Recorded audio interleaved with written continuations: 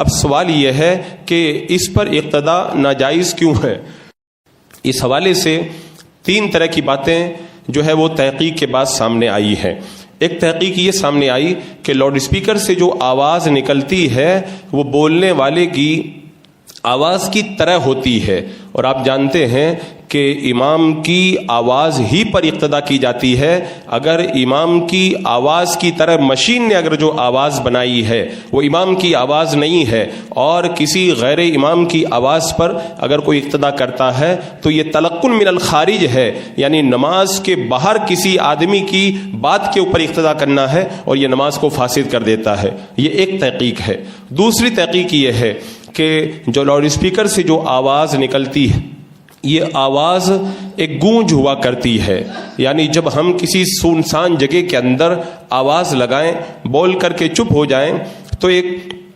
گونج پیدا ہوتی ہے، اور ہمارے علماء کا یہ فتویٰ ہے کہ گونج کا حکم الگ ہے، اصل آواز کا حکم الگ ہے۔ اسی لیے اگر کوئی آیت سجدہ پڑھے اور آیت سجدہ پڑھ کے چپ ہو جائے، اس کے بعد میں اس کی آواز گونجنے لگے، تو اس آواز کو سن کر کے سجدہ تلاوت واجب نہیں ہوتا ہے، کیونکہ ہمارے علماء کا متفقہ طور پر یہ فیصلہ ہے کہ گونج کا حکم اصل آواز کے حکم کے الگ ہوا کرتا ہے۔ تو جو لوگ یہ کہتے ہیں کہ یہ جو ہے وہ ایک طرح کی گونج ہوتی ہے، تو جب گونج ہے تو یہ بھی جو ہے وہ امام نہیں ہے بلکہ امام کے علاوہ دوسری آواز ہے۔ اب آپ سوچیں اور اندازہ لگائیں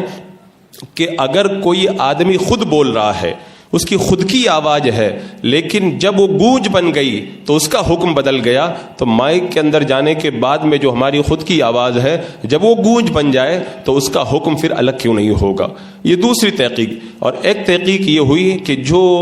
مائک کے اندر بولتا ہے اس کی آواز وہی آواز باہر آتی ہے، فرق صرف اتنا ہوتا ہے کہ یہ مشینیں اس کی آواز کے اندر طاقت پیدا کر دیتی ہیں۔ اگر اس پہ بھی اگر غور کیا جائے قرآن و سنت کی روشنی میں اور فقہاء کرام کے اقوال کی روشنی کے اندر، تو ظاہر سی بات ہے ہم نے بولا، ہماری آواز کو مائک نے قبول کیا، جو ہے وہ وائر کے ذریعے اسے ایمپلیفائر میں پہنچایا، ایمپلیفائر نے اس کے اندر طاقت پیدا کی، وائر کے ذریعے اس کو اسپیکر تک پہنچایا، اور پھر اسپیکر نے اس آواز کو پھیلایا۔ تو جو آواز کسی خارج سے متاثر ہو جاتی ہے اس آواز کی اقتدا کرنا بھی فقہاء کرام نے ناجائز قرار دیا ہے۔ اور ظاہر سی بات ہے کہ جب آپ کی آوازیں اتنے واسطوں سے، اتنے سببوں سے متاثر ہو رہی ہے تو پھر اس آواز کی اقتدا کرنا کیسے جائز ہو جائے گا؟ حضرات مکرم، شریعت مطہرہ کے جو اصول ہیں بڑے مضبوط اصول ہیں، اور فقہاء کرام کو ہماری نمازوں کی بڑی فکر تھی، اور ہر دور کے اندر اب کوئی یہ کہہ سکتا ہے کہ ابتدا کے اندر جب مائک کا وجود ہوا تب اتنی ترقی نہیں ہوئی تھی، اب تو زمانہ بڑا ترقی کر گیا ہے۔ تو میں کہتا ہوں ہمارے فقہاء کرام نے اس ترقی کے اوپر غور کیا، اور ابھی چند سال پہلے بریلی شریف کی سرزمین پر ہندوستان بھر کے مفتیان کرام کو جمع کیا گیا، اور اس مسئلے کو سیمینار کے اندر رکھا گیا کہ کیا اب کوئی ایسی گنجائش ہے کہ مائک کی آواز کے اندر نماز پڑھنے والوں کی نماز فاسد نہ ہو بلکہ درست ہو جائے، اس کے اوپر غور کیا جائے۔